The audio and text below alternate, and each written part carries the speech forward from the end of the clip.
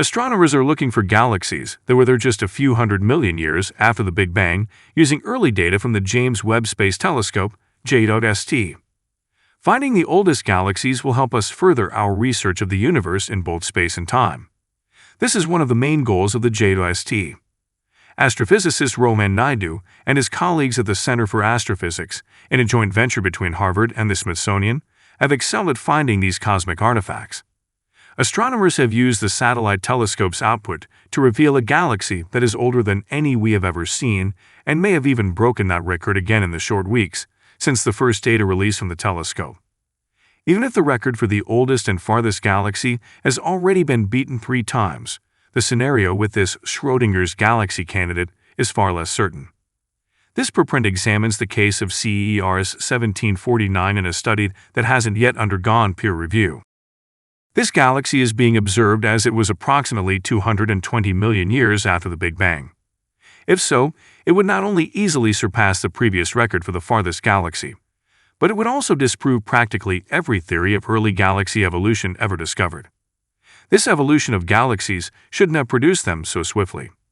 On the other side, other calculations bring CERS 1749 so much closer to Earth that it would be extraordinary in a whole different sense.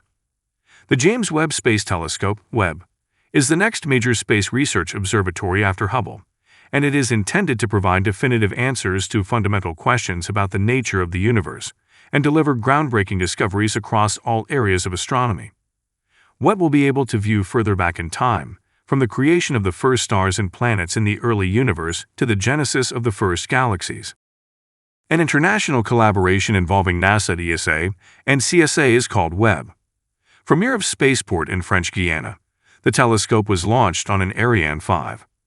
A few days after the JWST's initial photographs were transmitted around the globe in July, Naidu and his colleagues published a study that caused a stir online and gained significant traction on social media. The researchers revealed that they had found a candidate for the most distant galaxy yet seen, called GLASS 13, using data from the telescope. Not even a week later, other teams discovered candidate galaxies that were getting farther and farther away. One of the furthest galaxies we've ever observed might be CERS 1749. In essence, the data seem to point to 2 potential locations for the galaxy, and it will take a lot more observation for us to determine which is true. It was given the moniker Schrodinger's galaxy candidate in the publication that was uploaded to the preprint archive, ArXiv, on August 4. Rohan Naidu, the study's lead author and an astronomer at Harvard University, said in a tweet that CERS 1749's potential dual positions are due to redshift. To determine a galaxy's distance, astronomers examine the wavelength of light, notably the redshift phenomenon of light. The most crucial measurement for investigating the early cosmos is redshift. In the same way that sirens sound louder once they pass us, this gauges how quickly an object is traveling away from us by shifting spectral lines towards the lower end of the spectrum. Because of the universe's expansion, a galaxy or star's redshift indicates how far away it is from us and how far in the past it is that we are viewing it. When light waves from far-off galaxies are stretched out over time, they travel toward the red end of the electromagnetic spectrum and intensify. The NASA telescope also contains a number of filters that look at various infrared wavelengths. It is feasible to view through the wavelengths as you would through a photo book when studying a galaxy like Schrodinger's. The red wavelengths on the first few pages will be less pronounced, and you won't even see them in some situations. The ghost of a galaxy only appears when you turn through, and the wavelengths get redder. Instead of arriving at Earth as UV light that leaves the galaxy like Schrodinger will be redshifted down into the infrared. Since the James Webb Space Telescope seeks out this kind of light, this is genuinely great.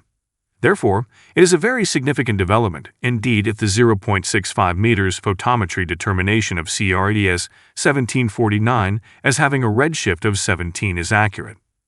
CERS 1749, on the other hand, has 3 putated neighbors with SVIV, 12.5 billion years old.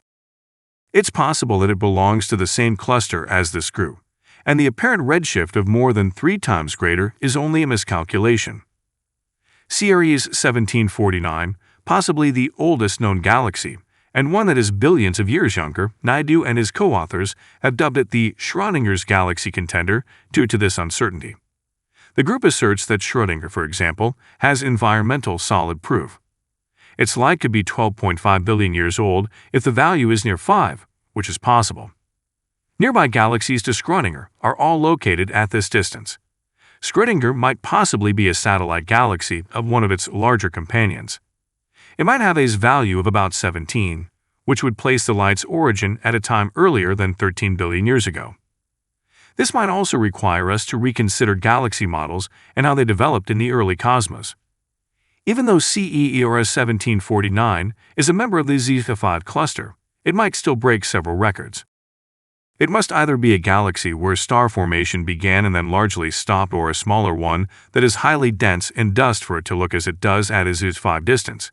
A preprint by another team also proposes the small and dusty scenario. In certain circumstances, according to Naidu and co-authors, it will be the highest redshift quiescent galaxy or one of the lowest mass dusty galaxies of the early universe detected to date. While less severe, both would cast doubt on the galactic evolution models that are now in use. Another team of researchers also examined this exact same galaxy using the early release data, and they released their own findings to ARCS of the same day. The JWST data was supplemented with information from Earth-based telescopes in the French Alps and Hawaii by astronomer George Zavala of ALMA Japan and his team. They concluded that Schrodinger might be a fake, posing as a high redshift galaxy, whereas, in fact, it is a much closer, dusty galaxy that is experiencing rapid star formation.